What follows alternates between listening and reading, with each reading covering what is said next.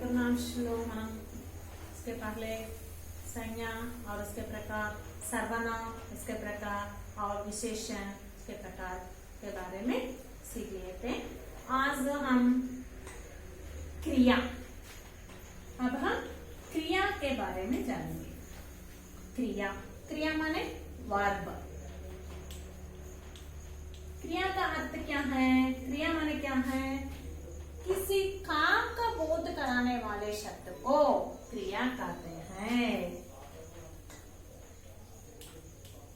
किसी काम का बोध कराने वाले, ఏదైనా ఒక పనిని తెలిపే శబ్దాన్ని बोध कराने वाले शब्द को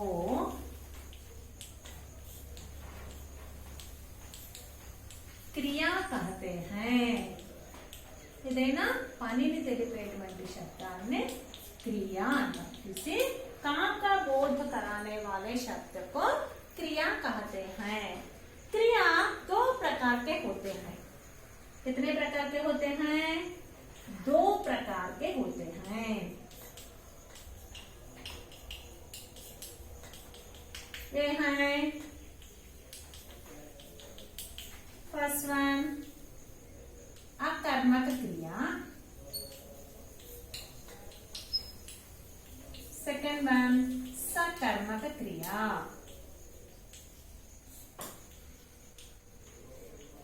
क्रिया दो प्रकार के होते हैं, अकर्मक क्रिया और सकर्मक क्रिया। अकर्मक क्रिया అంటే जो कर्ता के व्यापार का फल कर्ता पर ही पड़े तो ऐसे क्रिया को अकर्मक क्रिया कहते हैं। कर्త యొక్క పని ప్రభావము కర్త మీదే పడితే, అంటే అక్కడ ఆబ్జెక్ట్ కి సంబంధం లేదు, కర్త చేసే పని ప్రభావం ఆ కర్త మీదే ఉంటే ऐसे शब्दों को अकर्मक क्रिया कहते हैं। नेक्स्ट, कर्ता के व्यापार का फल, जहाँ कर्ता के व्यापार का फल कर्म पर पड़े तो ऐसे शब्द क्रिया को सकर्मक क्रिया। ऑब्जेक्ट कर्म, कर्म माने ऑब्जेक्ट, सकर्मक क्रिया ऑब्जेक्ट ఉంటుంది అని కాబట్టి సకర్మక క్రియ అన్నారు। కర్త యొక్క పని ప్రభావం కర్మ మీద పడితే అది సకర్మక క్రియ। కర్త యొక్క పని ప్రభావం కర్త మీదే ఉంటే అది అకర్మక క్రియ। ఫర్ एग्जांपल, मैं मद्रास जाती हूँ, I am going to Madras. मैं मद्रास जाती हूँ వెళ్తున్నాను, దాని ప్రభావం ఎవరి మీద పడుతుంది? ఆ పని యొక్క ప్రభావం मैं पर ही पड़ता, कर्ता पर ही पड़ता है। ऐसे शब्द को, ऐसे क्रिया को क्या कहते हैं? अकर्मक क्रिया कहते हैं। मैं रोटी खाती हूँ, आई एम ईटिंग ब्रेड। खाती हूँ తింటున్నాను, దేన్ని? దాని ప్రభావం దేని మీద పడుతుంది? రోటీ, రొట్టె మీద పడుతుంది। సో రోటీ అనేది కర్మ, ఆబ్జెక్ట్, ఆబ్జెక్ట్ మీద పడుతుంది కాబట్టి అలాంటి ऐसे क्रियाओं को सकर्मक क्रिया कहते हैं। जो जहाँ कर्ता के, कर्ता माने सब्जेक्ट, काम करने वाला कर्ता, ఆ పని చేసేవాడిని కర్త అంటాం। చేయబడేది కర్మ, చేసే పని క్రియ।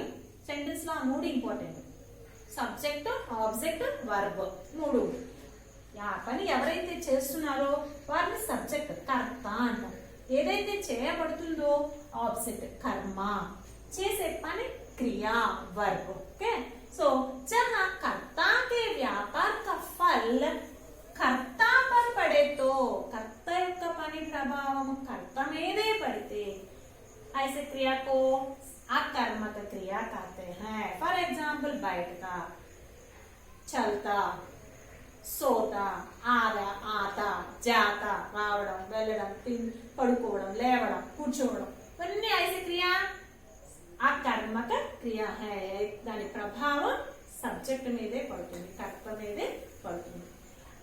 सकर्मक क्रिया, जहाँ कर्ता के व्यापार का फल कर्म पर पड़े तो सकर्मक क्रिया कहते हैं। कर्త యొక్క పని ప్రభావము కర్మ మీద పడితే అలాంటి శబ్దాన్ని सकर्मक क्रिया అంటారు। ఫర్ एग्जांपल, खाता, देखना, చూడడం, దేన్ని చూస్తున్నా? చిత్ర को देखना या सिनेमा देखता है। సినిమా చూడొచ్చు, లేదా ఏదైనా ఒక పెయింటింగ్ చూడొచ్చు, ఒక పిక్చర్ చూడొచ్చు, లేదా కితాబ్ బుక్ చూడొచ్చు, అఖబార్ న్యూస్ పేపర్ చూడొచ్చు. సో कर्म ऑब्जेक्ट अने दान में पड़ती. सो ऐसे क्रिया को सकर्मक क्रिया कहते हैं. सुना अकर्मक क्रिया అంటే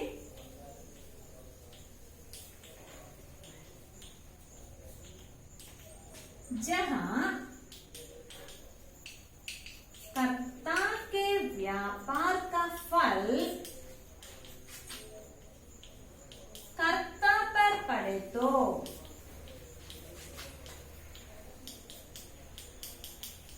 कर्मक क्रिया कहते हैं.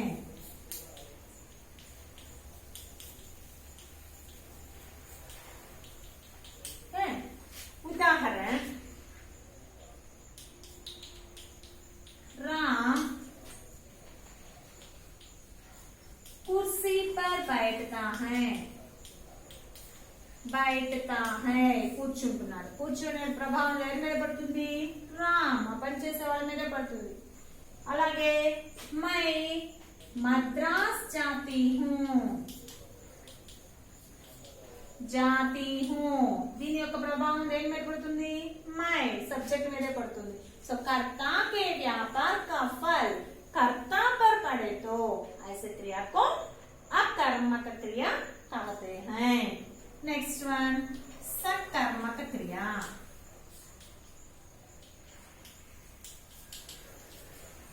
जहां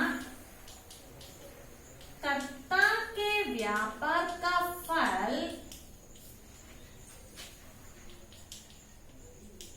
कर्म पर पड़े तो सकर्मक क्रिया कहते हैं. कर्ता के व्यापार का फल कर्म पर पड़े तो सकर्मक क्रिया कहते हैं. उदाहरण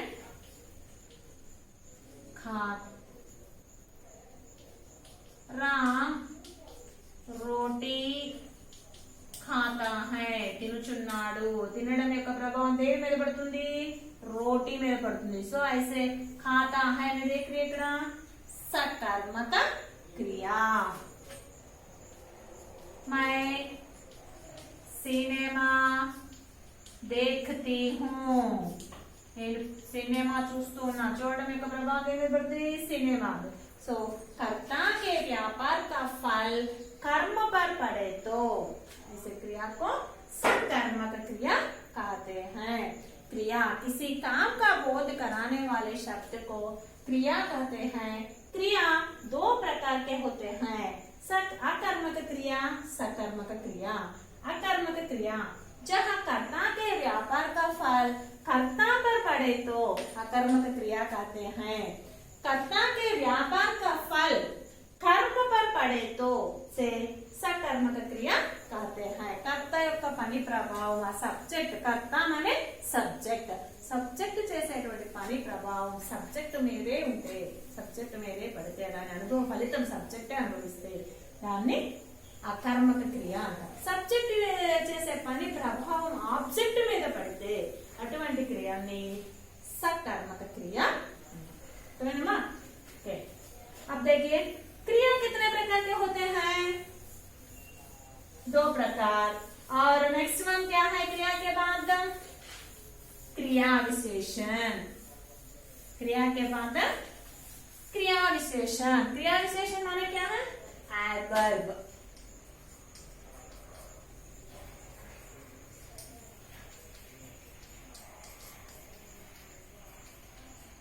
एडवर्ब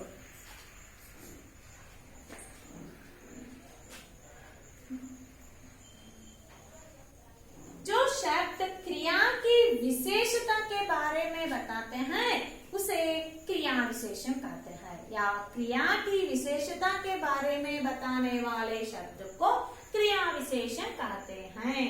క్రియ యొక్క గుణాన్ని తెలిపేటువంటి శబ్దాలే మోస్ట్ ఇంపార్టెంట్. ఒక మెట్టు కంపల్సరీ ఉంటది. क्रिया की विशेषता बताने वाले शब्द को क्रिया विशेषण कहते हैं. క్రియ యొక్క గుణాన్ని తెలిపేటువంటి శబ్దాన్ని క్రియా విశేషణ. అంటే ఆ వర్బ్ ఎప్పుడు జరిగింది, ఎక్కడ జరిగింది, ఎంత పని జరిగేటువంటి శబ్దాలని క్రియా విశేషణ అంటారు. Okay right. क्रिया की विशेषता बताने वाले शब्द को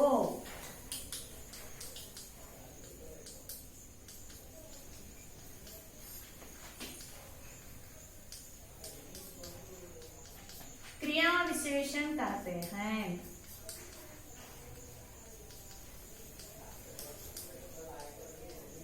क्रिया की विशेषता बताने वाले शब्द को क्रिया विशेषण कहते हैं.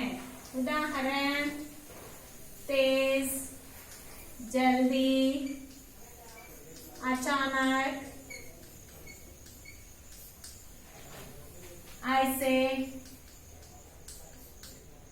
कल, ऐसा क्रिया विशेषण है. यहाँ क्रिया యొక్క గుణాన్ని తెలిపేటువంటి శబ్దాన్ని క్రియా విశేషణ అంటారు. क्रिया विशेषण कितने प्रकार के होते हैं? 4 प्रकार के होते हैं. ఎన్ని రకాలు ఉన్నాయి? ఇది 4 टाइप्स ఉన్నాయి. क्रिया विशेषण कितने प्रकार के होते हैं? 4 प्रकार के होते हैं. पहला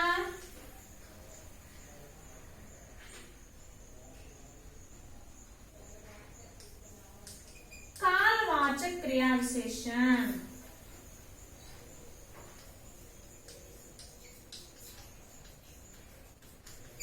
कालवाचक क्रिया विशेषण. और दूसरा स्थानवाचक क्रिया विशेषण. स्थानवाचक क्रिया विशेषण. नेक्स्ट वन परिमाणवाचक क्रिया विशेषण.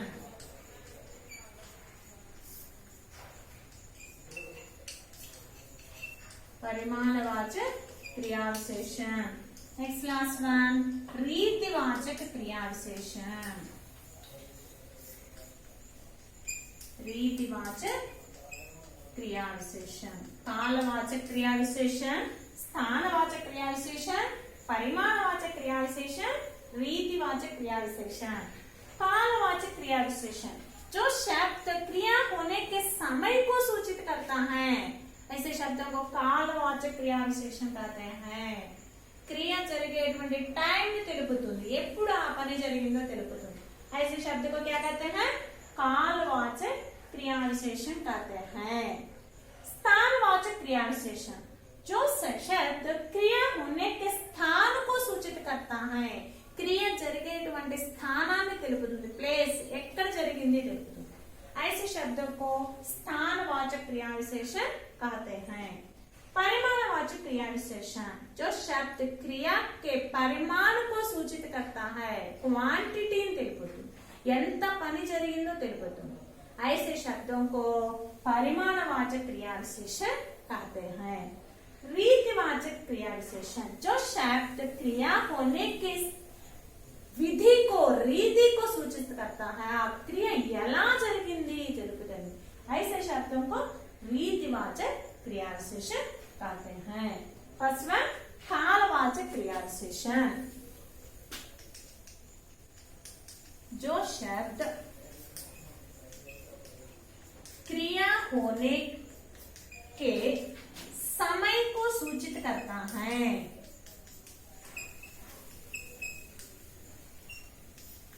समय को सूचित करता है, उसे कालवाचक क्रिया विशेषण कहते हैं.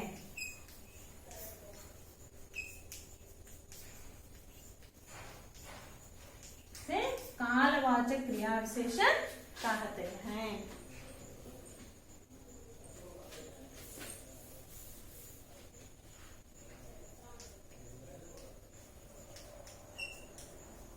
क्रिया होने के समय को सूचित करता है, उसे कालवाचक क्रिया विशेषण कहते हैं.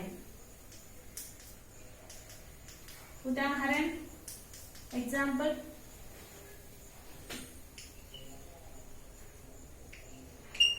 कल मेरे पिताजी आए.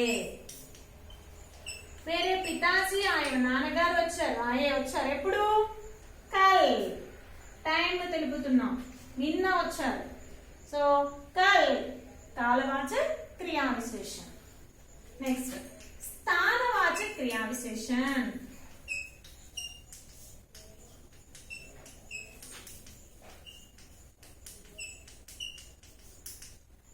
जो शब्द क्रिया होने के स्थान को सूचित करता है,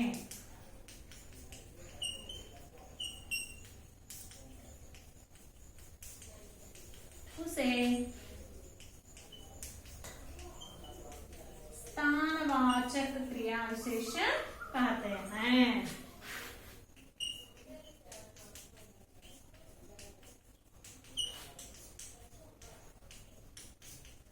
ఏ శబ్దమైతే క్రియ జరిగేటువంటి ప్లేస్ స్థానాన్ని తెలుపుతుందో ఆ శబ్దాన్ని స్థానవాచక క్రియా విశేషణ అని పిలుస్తారు। ఉదాహరణ के लिए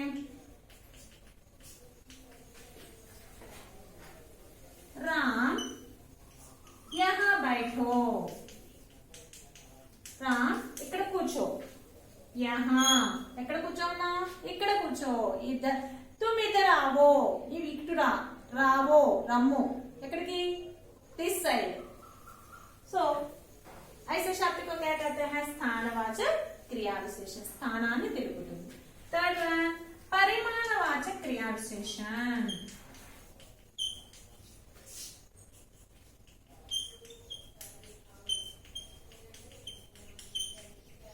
परिमाणवाचक क्रिया विशेषण जो शब्द क्रिया के परिमाण को सूचित करता है, क्वांटिटी में देखो परिमाण को सूचित करता है,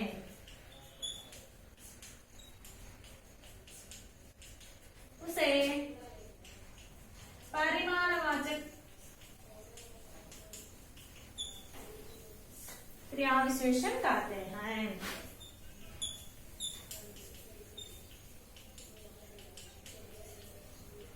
ఏ శబ్దం అయితే క్రియ జరిగేటువంటి క్వాంటిటీని తెలుపుతుందో దాన్నే పరిమాణవాచక క్రియా విశేషణ అంటారు।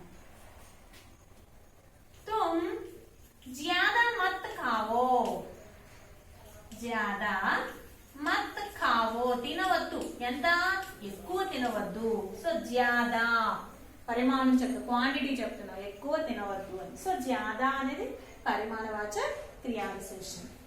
लास्ट वन रीतिवाचक क्रिया विशेषण।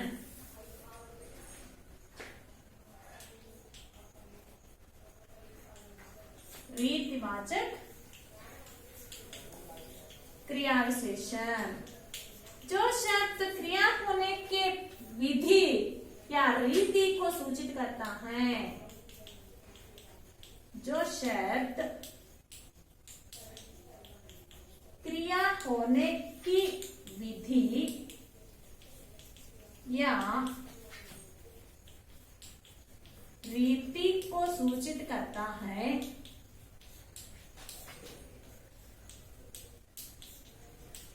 उसे रीतिवाचक क्रिया विशेषण कहते हैं।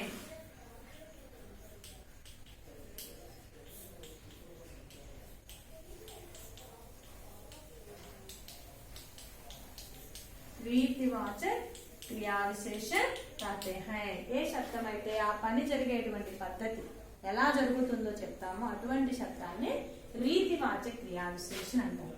ఉదాహరణ घोड़ा तेज दौड़ता है, तेज दौड़ता है, तेज घोड़ा दौड़ता है పరిగెత్తుతుంది, ఎలా ఫాస్ట్ గా పరిగెత్తుతుంది। సో ఆ పని జరిగేటువంటి విధానాన్ని పద్ధతిని తెలుపుతుంది। ऐसे शब्द को रीतिवाचक क्रिया विशेषण कहते हैं। क्रिया विशेषण इंपॉर्टेंट मा 1 mark compulsory 1 mark bit is there. క్రియా విశేషణ క్రియ యొక్క గుణాన్ని తెలిపేదే క్రియా విశేషణ అంటే ఆ క్రియ ఎప్పుడు జరిగింది, ఎక్కడ జరిగింది, ఎంత జరిగింది, ఎలా జరిగింది తెలిపేదే క్రియా విశేషణ। కాలవాచక క్రియా విశేషణ ఆ పని ఏ కాలం ఎప్పుడు జరిగిందో చెప్తే అది కాలవాచక క్రియా విశేషణ। స్థానవాచక క్రియా విశేషణ ఎక్కడ జరిగిందో చెప్తే స్థానవాచక క్రియా విశేషణ। పరిమాణవాచక క్రియా విశేషణ ఎంత క్వాంటిటీలో క్రియ జరిగింది చెప్తే పరిమాణవాచక క్రియా విశేషణ। నెక్స్ట్ రీతివాచక క్రియా విశేషణ ఆ పని ఎలా జరిగింది అనే చెప్పేది రీతివాచ క్రియా విశేషం. అర్థమైంది కదా? జాగ్రత్తగా ఈ నోట్బుక్ లో అన్ని రాసి పెట్టుకొని చక్కగా. ఓకేమ్మా? సంజ్ఞ, సర్వనామ, విశేష, క్రియ, క్రియా విశేషం 5 టాపిక్స్ మనం ఇప్పుడే కంప్లీట్ చేసుకున్నాం. వీటి మీద 5 బిట్స్ కూడా ఉంటాయి. అర్థమైందా? తప్పకుండా ఇది పర్ఫెక్ట్ గా అర్థం చేసుకొని ప్రాక్టీస్ చేయండి. కొన్ని సెంటెన్సెస్ తీసుకొని ప్రాక్టీస్ చేస్తే మీకు ఈజీగా ఉంటుంది. ఓకే, ధన్యవాదాలు.